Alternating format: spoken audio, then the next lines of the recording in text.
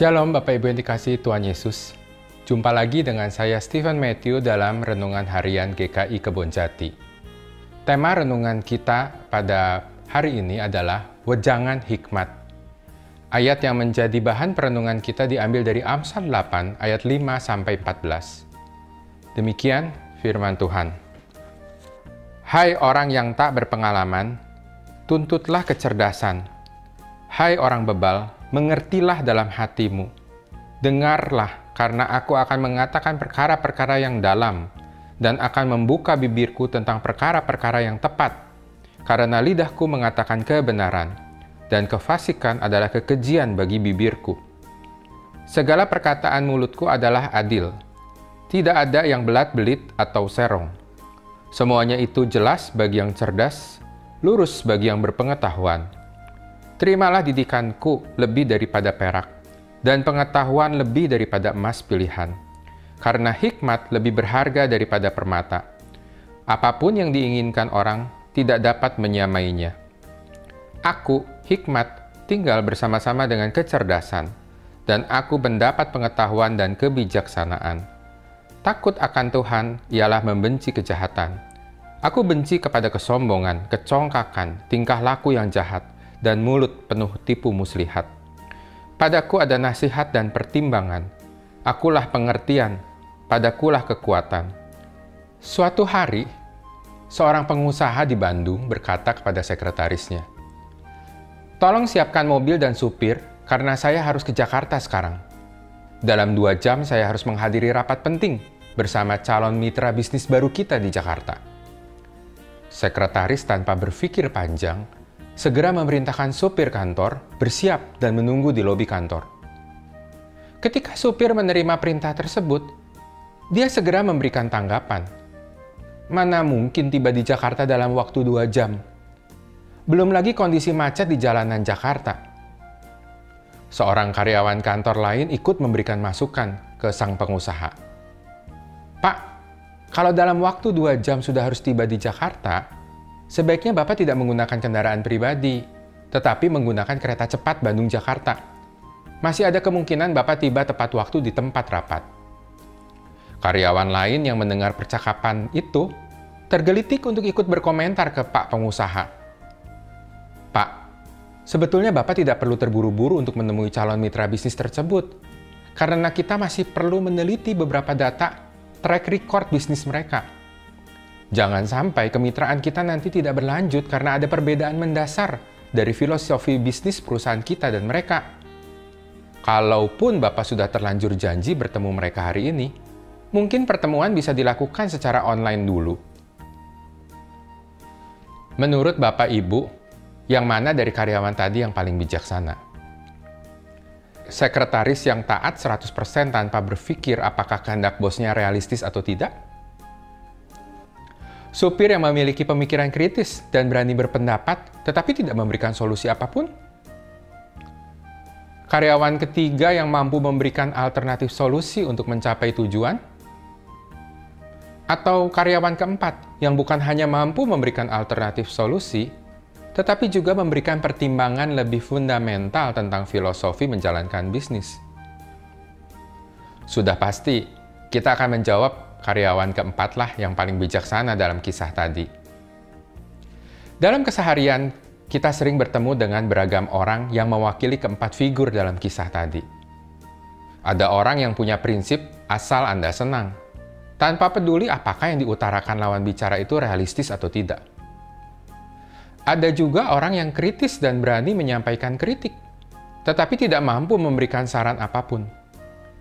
Biasanya, tipe orang seperti ini cukup memahami aturan tertulis hanya dari satu paradigma, tetapi belum mampu memikirkan aspek lain dari penerapan aturan tersebut.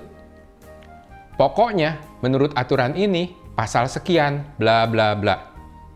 Selanjutnya, silakan pikir sendiri.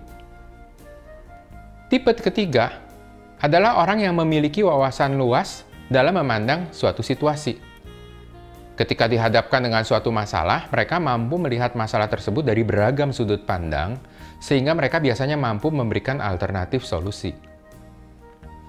Tipe keempat adalah kelompok orang yang bukan hanya berwawasan luas, tapi juga mampu berpikir secara filosofis tentang suatu masalah. Biasanya mereka akan muncul dengan solusi yang betul-betul berbeda dari pilihan solusi standar lainnya. Sampai di sini, sepertinya kelompok orang tipe keempat inilah manusia yang paling bijaksana.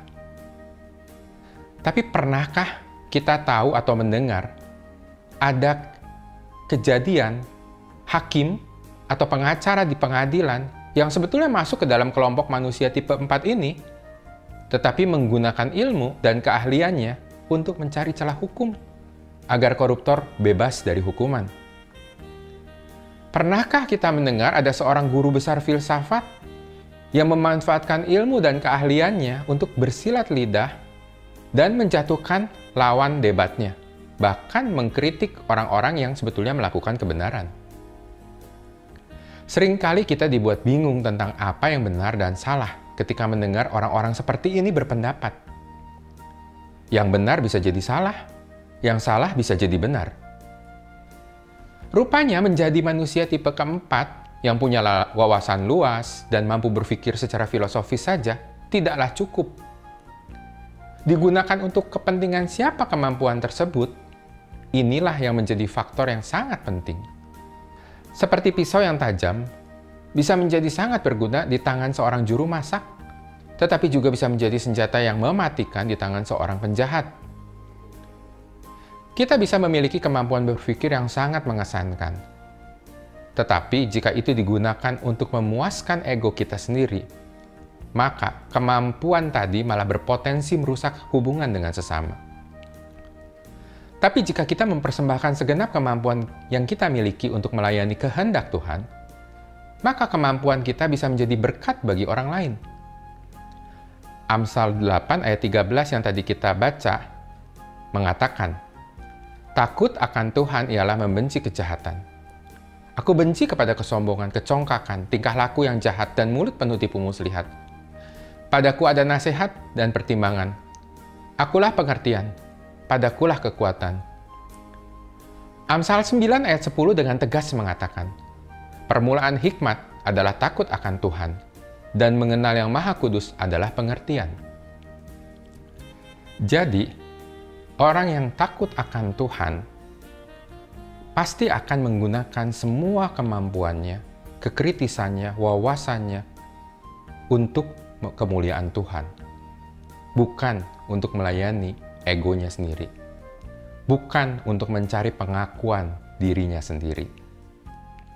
Secara khusus dalam kehidupan berjemaat di gereja, kita bertemu dengan beragam jemaat dengan beragam level berpikir dan beragam karunia. Tidak jarang perbedaan tersebut menimbulkan ketegangan dan pertentangan. Namun firman Tuhan dalam 1 Korintus 14 ayat 26 berkata, "Bila mana kamu berkumpul, hendaklah tiap-tiap orang mempersembahkan sesuatu, yang seorang mazmur, yang lain pengajaran, atau pernyataan Allah, atau karunia bahasa roh, atau karunia untuk menafsirkan bahasa roh. Tetapi semuanya itu harus dipergunakan untuk membangun." Selanjutnya di ayat 40 dinyatakan, "Tetapi segala sesuatu harus berlangsung dengan sopan dan teratur." Poin yang harus kita perhatikan bersama adalah semuanya itu harus dipergunakan untuk membangun dan segala sesuatu harus berlangsung dengan sopan dan teratur. Orang yang takut akan Tuhan tidak akan sembarangan menggunakan kemampuannya untuk menimbulkan perpecahan dan kekacauan. Tujuan dari kita memiliki hikmat Tuhan adalah untuk membangun, bukan saling menjatuhkan atau menimbulkan perpecahan. Dengan hikmat yang dari Tuhan, kita dimampukan untuk bukan sekedar bertindak benar di mata manusia, tetapi juga bertindak benar di mata Allah. Demikian renungan kita hari ini. Tuhan Yesus memberkati.